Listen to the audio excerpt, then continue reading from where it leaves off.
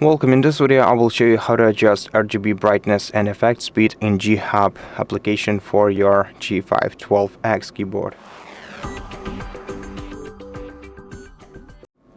So first of all, I want to mention that you don't have to use G-Hub in order to adjust the brightness of your current lighting.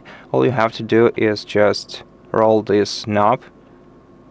If you roll it counterclockwise, you will decrease the brightness level, and rolling it clockwise will increase it.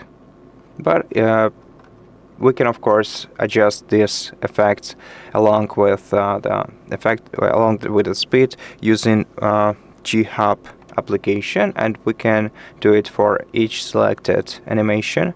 All we have to do is just open this program, select our keyboard, then in presets select your favorite effect and adjust effect rate in milliseconds and effect brightness using this slider. Some of the effects have some additional toggles and sliders which will let you do more than just adjusting rate and brightness. For example, saturation, or we can also switch colors and make some even more advanced adjustments.